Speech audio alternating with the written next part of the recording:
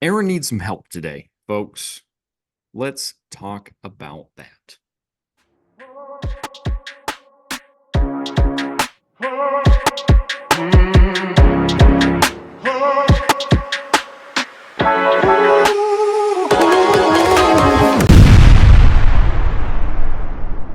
Folks, welcome to the Baseball Brewhaha. Great to have you with us again. Another show, another week. Baseball season in full swing. And Adam, before we launch into what I have, I need your help today. You So, need my help. I do, but anything wild going on over there in the Seattle zone that I need to know about? Anything wild? Well, I just returned from a trip to Mount Oh. St. Helens. For those who are unfamiliar, this is the site of a volcanic eruption in Mm-hmm. 1981 Mm-hmm. and destroyed much land with molten hot magma and left in its wake are like lava remnant things. I don't know how Okay. to describe it. Mm-hmm. And one of them is what's called the ape caves. And the ape caves are contain no apes. It's fair. There are bats, which I did not see, but they are like a caves is a interesting term because it's a tunnel Is it kind of made like is it made kind by lava. Oh wow. Is it kind of like the Lewis Clark Caverns kind of deal? Like where you could Kinda. walk through it all thing? Yes, you walk through the whole thing. It's Mm-hmm. kind of like that, and there's just like these lava rock formations throughout the whole thing. It's wild. It's fun. It's an adventure. So if you Mm-hmm. find yourself out in the boonies, Mount Rainier, make your way to the ape caves, have Nice. yourself a time. You got to bring a headlamp, though. It is Darker than dark. complete darkness. Mm-hmm. Well, I mean you're under the ground. Yeah, So that only makes sense. yeah.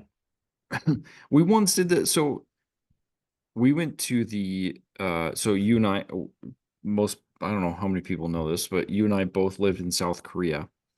Hmm? My wife and I visited the demilitarized zone, DMZ. Mhm. Okay.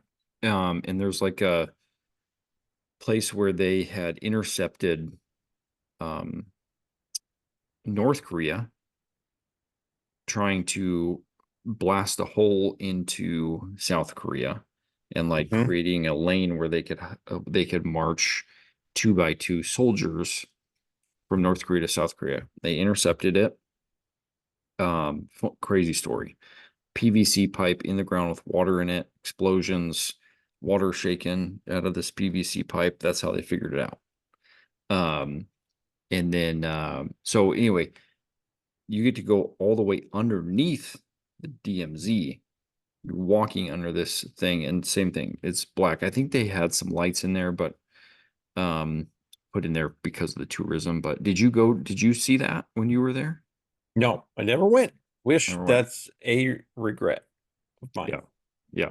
Yeah. We went there when we were above ground and we were looking out over the DMZ, which is basically there's landmines still in there but it's a nature preserve. So Yeah. but you cannot take pictures. Hmm. I took a picture, I forgot. Yeah. The military was up on me. Yeah. They Yeah. were like, take it off. How do you take it off? How do you take it off? Yeah. So, they Can't don't do mess it. around. They don't mess around. So, Mm-mm. but all right, bro, thanks. I'm actually our family's gonna be taking a trip here in a week or two. Um, so I'll have some stories to share from my trip as Okay. well. Any caves on this trip? No, we're gonna hit canyon. We'll have some waterfalls. Okay. So maybe there'll be some little nooks that'll be Yeah. cave-like. I don't know Okay. that caves per se is on our No It's on lava our agenda. tunnels, though. No, I don't think so. I mean, it's possible, but who knows? But we started another project. This isn't what I need help with, but we're installing having two bedrooms made out of one of our rooms in our house. And so over the weekend, some buddies got together at my house and we took out my fireplace. Adam, you see my fireplace. Yeah, It is, as the Koreans would say, opsoyo. it is no longer. Yeah, well, and that fireplace is sort of like a cornerstone piece in that room. Yeah. Yep. No longer. So it's bare and bedrooms are going in. So Okay, well, in its stead, it's that corner is actually going to be the closet space. So there we hmm go. There we go. So all right, let's get down to it, bro. Here's what I need help with. So I'm coaching baseball. hmm Um, we took our first L Okay, on Friday night, and yep, that'll happen. it happened. Yeah, it happens. Um, and I wasn't particularly like upset or frustrated that we lost, or even in the way that we lost. We were down early, 9-0. Woo! We made a raging comeback, but the most runs you can score in any one inning is 5. Okay, So we had to build this back. We cut it 9-7. They scored a couple runs. We tacked on a couple at the end. I think we lost by 2, something like that. So we made a nice comeback. Um, but there was one couple things. One, there's pitch limits for the kids, over a week and also over a certain amount of days. The other team didn't appear to know the rule. It was a little irritating, but it was fine. Okay, it was fine. The thing that got me, you have in these games is okay. Again, we're talking rec league. This is not hmm like comp league. yeah, Um, but there's a rule where you can't start a new inning after a certain time. This is okay, fairly common in rec league, in stuff around us. You haven't really done the youth baseball coaching, so it's no, maybe not as familiar. I don't remember this being a thing that we did. I don't know. I don't remember that from our thing. Maybe it was, but there's a little bit of a little bit of that that I recall. It's like you hit a time limit. yeah, yeah. hmm So so um so what happened was we were the home team, bottom of the fourth. We were down 9-2 going into the fourth, bottom of the fourth. 15 minutes left before the clock hits where you can't start a new inning. hmm Um, they had pitched one pitcher for the entire game and brought in a new pitcher for this inning who was not as good. He did okay. Not certainly not as experienced. He did fine, but we were scoring runs off of him. And so we're trying to I mean, we're just letting the kids play. It's like if you run out of time, you run out of time. You just Yeah. you do what you do. Um, we got about there were probably 6-7 minutes left, maybe a little less. Their coach calls a timeout, has a little mound visit, and is like redirecting all of his players. And I'm hmm like, you've got to be kidding me right now. Yeah, I've seen this. I've seen this on my social media feed Okay, yeah. for, but it was college baseball. It was a college baseball game, and this was a tactic that was used. So maybe Okay. this guy's watching, Oh yeah, because I saw that watching. too. That Yeah, was like on a getaway day or something like that. So yeah, something like yeah. that. Um, I can't. I'm sure he's not watching that. But it really bugged me a lot. hmm On top of that, like I didn't love the way their coaches talk to their players. That got me all like I was frustrated about that. So anyway, it like I'm letting it go. Slowly. It takes some of these things that get me all wrinkled. It takes me a few days to get it out of the system. I was texting Yeah. with my co-coach today and just said, "Hey, I just gotta let you know, I was feeling pretty frustrated about this, and there's nothing you can do about it, Yeah. per se, but um, I wanted to get your opinion, one, on the matter, but two, just like help me out processing a little bit here. This is one of the things that like irks me about youth sports, youth Hmm. baseball, and part of why I don't like it very much is because of this type of thing. And so, anyway, I need your help, Adam. I need your help. Uh, I need your help is very non-directional. it's But so it's mostly it's like why part of it is like why am I so rankled? Like why does it rankle me mm, so much? Why does it irk me so much? Um, because like our kids played great and our it didn't change. I mean, we did a little bit of different stuff with our pitching at the end of that game to try to give ourselves the best shot to win it. But we didn't overall we're not trying to manipulate the rules or whatever, as best yeah. we can, So we're um, you know, so anyway, Yeah. Well, uh, separate from this, this is this is part of why you have done the Sandlot baseball thing. yeah. And I mean, part of it is development. Yeah. I've been actually really pleased.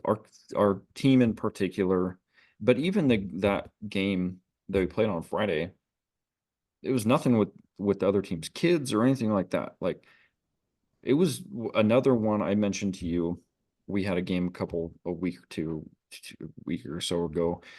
Um, there was really nice, a lot of balls in play, a few walks here and there, but a game, and Yeah. this one was really similar. A lot of balls in play, um, not a ton of walks. Our team struck out a bunch because their first pitcher threw a lot of strikes. And we were missing a couple of big bats. Just how it goes. No, I mean the kids did great. It wasn't like they were bad or they did anything Hmm. wrong. They played well. So the gameplay itself was actually quite quite good. So I've been happy with generally the pitching and stuff like that. But yes, the we did the Sandlot because I didn't love the development. It felt like we were not developing. Hmm. So um the players. So that was a big part of it. And yeah, there were some of the drama stuff in there. Is like, and some of it I think is myself, like knowing that I can get so wrapped up in it. And I want it to be about the kids and not Hmm. about me. And so I felt like in part I had to make that decision to say, let's do something that's about the kids and not about me as an Hmm. adult. So Yeah. Well, I'm the way you're talking about the Sandlot thing. mhm. Um, I'm wondering if those reasons that you just explained are the things that came up during this game. Yes. You're Right. talking I think about so. about you get worked up. Sounds like he got worked up. That you want it to be about the kids. That this move by the other coach took it out of the hands of the kids in a Yeah. way, Yeah, you know. totally. Yeah. Um, and the development, the shift that because of the coach doing that and this rule, it shifted the focus of the game away from playing the game to winning the game. Hmm. Hmm. And so I'm hearing those things Yeah. in there. And did I hear those things accurately? You did, and I would definitely agree. Like I felt like I felt like it definitely was. You're no longer. It's like me as a coach, I'm inserting myself in here to win a game. Hmm. That like literally the coach could sort of cause the game to end. I mean, he couldn't stand Hmm. there for 7 minutes and let time run out. They don't let that happen. Um, but the other thing that's tough is like, these the umpires are like young kids, like they're like Yeah. high school kids, and the couple that we had there were a little bit timid. They're not going to go out there and tell the coach like, "Hey, you got to get out. You got to." So, and what are we gonna look like if Hmm. me and my coach are like, "Hey, coach, like your mound visit is taking too long." How does that Yeah. make us look? And it's like we're in a no-win position. We got to stand there and wait for him to stand there and wait for this thing to happen. And it feels like it does. It feels like it's taking it out of the hands of the kids, and it's like it's just frustrating to me. I don't like it, and it's like part of it to me is like, what does that communicate to the kids too? It's like I don't trust you to win the game, so I got to stand here. You know what I mean? Hmm. Like, Yeah. and so to fast forward a little bit, the other team ended up winning the game. So the kids won the game. Hmm. Like so we finished our inning and I was like, guys, we got to be ready to get on the field right now. Yeah. So everybody had all their hats on, everything. As soon as we scored our fifth run, boom, we're on the field. So there's Yeah. no ambiguity of like we're lollygagging Yeah. around or whatever. So we start the next inning. Their kids scored a couple runs. They we scored a couple runs, but they stopped us from getting enough, and they won the game. And that's the way it should have been. I just was I It killed me. I was dying inside, bro. So So it happened like the coach didn't prevent the no, game, and he it didn't. continued on, It did. and it went the way it probably would have went Hmm. even if he didn't have a mound visit. Yes. Hmm. Yeah. So the Hmm. Urkness, I'm not going to say Urkels because that's confusing for those who watch Family Matters. Yeah. Right.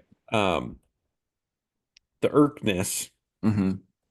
is curious here because the mound visit didn't do anything.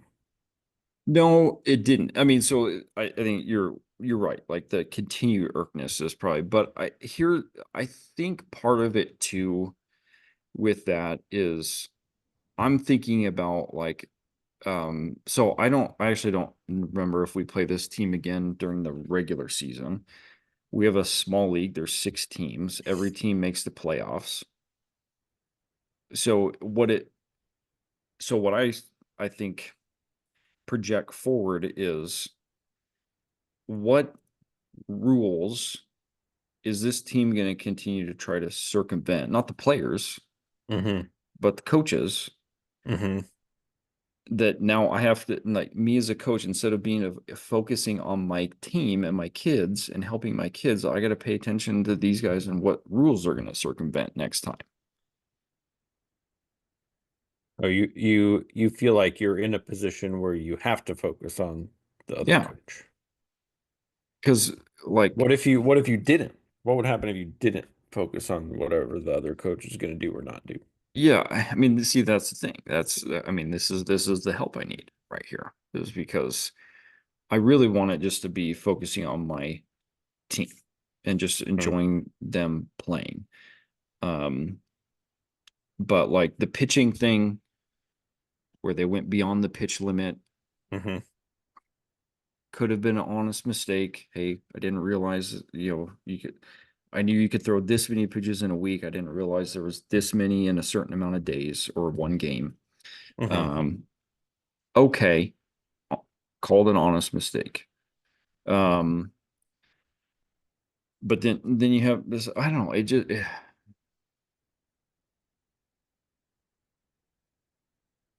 it's yeah, it's just the thing of like you get you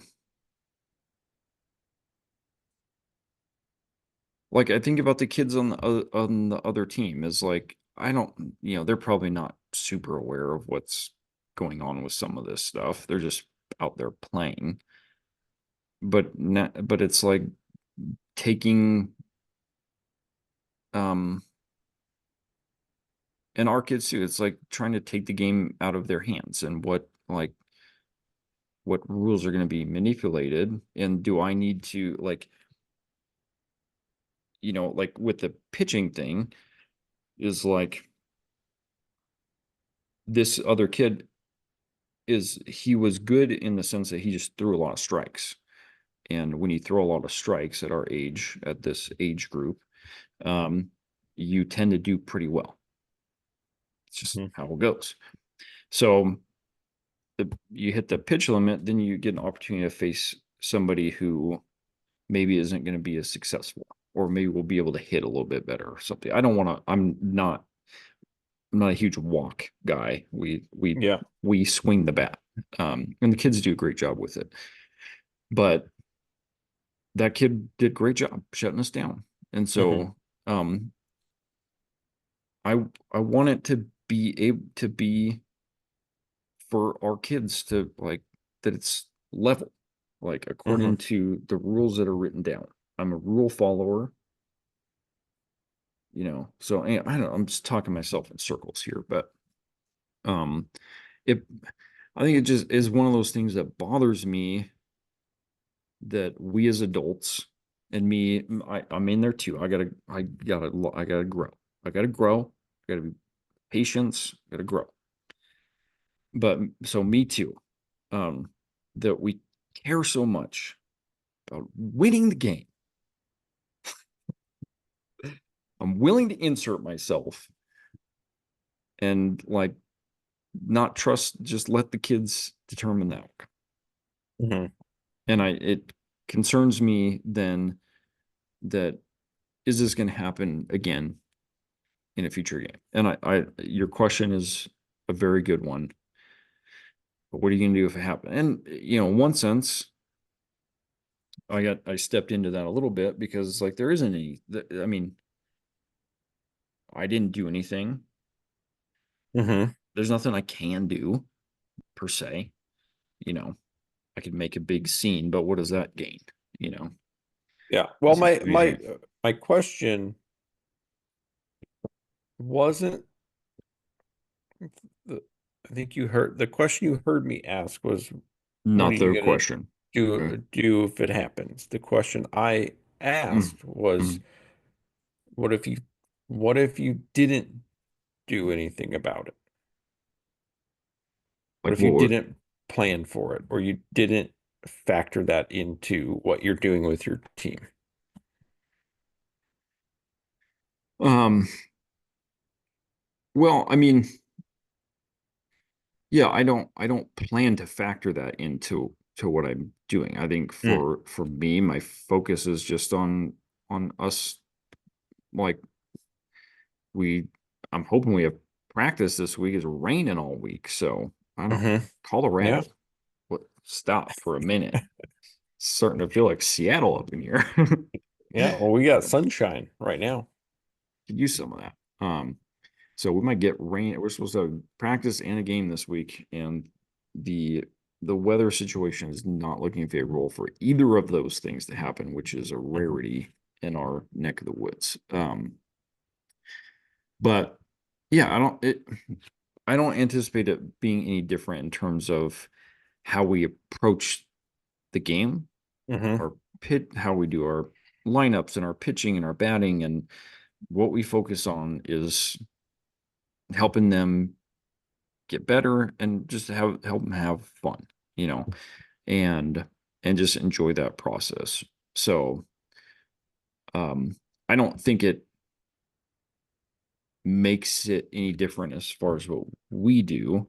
Now we might coach things slightly differently in the playoffs, but not because of we're trying to account for what if some other team is going to break the rules. I think we're just gonna try to um, align our team, particularly the pitching part of it, to give ourselves a good chance to win. But we're still like we have 10 pitchers, and not all of them are of equal caliber, but all of them are still going to pitch in the Hmm. playoffs. So Yeah. we're not gonna change, deviate from that. So I don't know. I it's a good question. I don't plan for it to be any different. I hate that I feel like I have to think about it for next time. Bookmark it in there. When we play these guys next time, are they going to be trying to like circumvent some rule? And and and what if they do? It's a good question.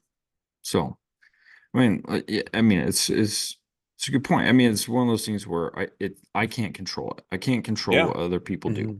Yeah. and it's a valuable life lesson. I remember at various points um, talking with some mentors that really helped try to break decisions and life things down into like really understand what you can't control Hmm. and what you can control and focusing your energy on the things you can't control. And so this thing over here that I can't control, I think it sort of makes some sense that if you can't control it, it kind of eats at you because you want to control it, but you can't. Yeah. Right. So it sort of makes sense that it eats at me because I can't control. I can't go over to the coach and be like, "Hey, I didn't appreciate this, and I didn't like how you talked to your player." Hmm. Like it just doesn't. It's not my place to do it. Hmm. Maybe in some world it is my place to say something at least about talking to the kids, um, but I'm not in. I'm the coach of my team or a coach for my team.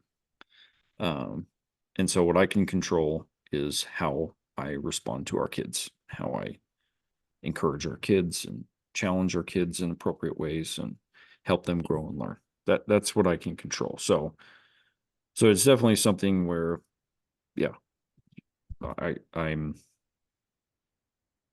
I have to I gotta like I think one of the things I've been learning is, and we actually help our kids a little bit with this too, as far as the mentality. Sometimes baseball in baseball, you know, I've experienced this. It doesn't go the way you want it to all the time. You get, particularly in pitching, walk a bunch of guys, give a bunch of hits, and you feel frustrated. I think it's easy for us to be like, no, no, it's okay. You did great. You did great. It was cool. You did great. It was just fine. And I'm not saying that we don't encourage kids, but I think it's also disingenuous to not sit down with that kid and say, I understand you wanted it to go this way and it didn't go that way. If I Hmm. had that happen to me, I would be frustrated too. And to identify with them and let them sit in that and then say, okay, like it didn't go this way, but let's go get the next one. Hmm. Like, and so I think there's this part of me that was like, okay, I need to be okay with like, I didn't like that. It was frustrating, but I gotta go on to the next play. Hmm. That you know what I'm saying? Like Yeah. and especially because I don't have any control. Like with our kids, they can practice their pitching and they can do stuff like that. I can't. There's nothing I can do to practice. I mean, other than kind of like internalize what I saw and like just be just know like there's probably going to be other things that rankle me, and I need to like I gotta be okay with that. Yeah.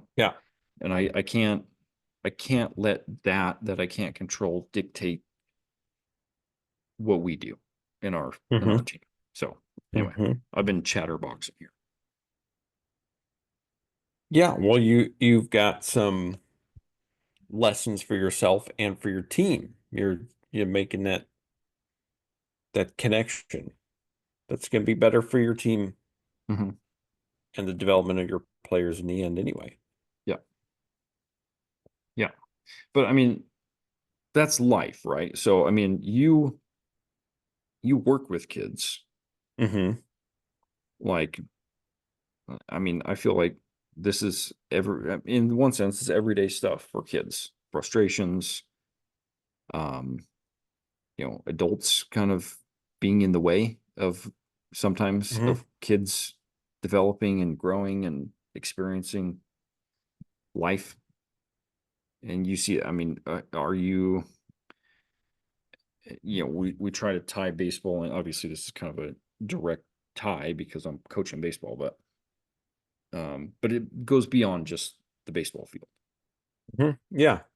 Yeah. Well, and what's interesting with kids, and I've been thinking about this a fair amount recently, especially when sort of like working with younger kids, is you want to instill this mentality of like control what you can control. Hmm. Um, but so many kids have almost no control over what happens in their life. You mean as far as like family and that kind of stuff? Is that what Yeah. you're kind of talking about? Yeah. But because They also, don't have a choice of where they go to school. mhm, They don't have much of a choice in what activities they participate in, especially early on. mhm, And um, when they're at school, they don't get a lot of choice about the activities that they're doing at school. At home, they're not mhm, picking the food usually. It's like mhm, we're going to the places that mom and dad want to go to or yeah, whatever it is. And so it becomes a little bit of a difficult message for kids mm. is like, what do you have control of? And they're like, well, nothing. Well, it's basically like you have control over how you respond to things, Yeah, right? But that's and for young kids, that is not a built-in skill. it's not. Yeah. And this is also where it gets difficult with kids, especially I would say like right around 10, 11 years old is when kids develop metacognition, which is the ability to self-assess and then regulate and respond to their own self-assessment. Like Mm, this thing happened, and I can pick how I'm going to respond to it and be like, yeah. okay, I'm doing this and that's not working for me, so I'm going to do something else. And that skill Hmm. doesn't like the brain literally does not have that ability until you Mm, reach a certain developmental stage. yeah. Mm, Not that kids couldn't practice other things, but they're hmm. not in a place of like you could teach a kid when you're angry, take some deep breaths, and then they'll do that, and they might notice whether or not it helped. But then the next time they get Mm, angry, they're going to have to call on that skill again, and hopefully they've practiced some skills that they have found useful mm, that become somewhat mm, automatic, but they're not then going to be able to um, like reflect on it in the same way that older kids will, and to be able to do that level of mhm, self-assessment. So this is where it gets kind of tricky with younger kids is like the brain development doesn't always match the skill that we're trying to teach them. mhm. And so you guys just have to be mindful of that. And, you know, Yeah. yeah, in the way that you teach the skill. Yeah. Yeah, and I think it's interesting. My wife and I have grown in this over time is like kids. especially in the younger ages, like you said, below 10, like react really strongly to things. And you're like, we've talked about this 800,000 times. Like, why can't Hmm. they get it? And it's like, you're making such a great point. They don't have like, they don't think like adults. Like, I think Yeah. we forget that. I wasn't taught that. Like, I've had to learn this. I mean, even now, I have a great podcast that I'm listening to that's helping me with this stuff. Um, but like, I I don't know why. I think it's just what it is. Like you think like this 3-year-old should think like I think. It's just Yeah. it Yeah, they're not mini humans, and yeah. like, you know, metacognition like literally means thinking about thinking. Mm. And so like it's that's the skill. Like they can't think about their thinking and sort Mhm. of like be able to like, why am I having this thought? And like that's what's happening, when you're like, Mhm. oh, we've had this conversation 10 times. That's Mhm. because that kid does not have the ability to say, oh, we've talked about this 10 times, and now I'm going to integrate that into my new thought pattern. Yeah, right. Yeah. Yeah, exactly. So, yeah, so I mean, I got to get my metacognition going so I can process, you Yeah. know. I don't think well about my own thinking, like this whole It's a thing. skill. It's a It's a skill. skill, yeah. And I've been like, I think I find that writing in a particular way Hmm. really helps. So I've Yeah. been wanting to get back into it, and I'm dragging my feet. I don't know why, because I actually really like it. Um, so I need to get back on that horse. But um, yeah, I mean, fortunately, our kids on our team, I don't think they were really that aware of what all was happening with some of those little small things within the game. Which is great. I want them just to focus on playing, having fun, and we can, as coaches, do the same. Yeah. Um, so anyway, we didn't solve the world's problems today, all of them. Some, some, So, maybe. but it's something for to be thinking about. Hmm. Like, look, I mean, baseball's a tough game. You learn a lot about it, the mental side of it. You can learn so much. Uh, being watching and play, especially playing baseball, about your mental state and how to anyway, there's a lot there. There's a lot Yeah. there. So bro, I appreciate the questions and insights. I needed it. Needed it. We're thinking about our thinking. Let's go. Thinking about the thinking. So well, thanks everybody for joining us. We got back at it next time. See you then.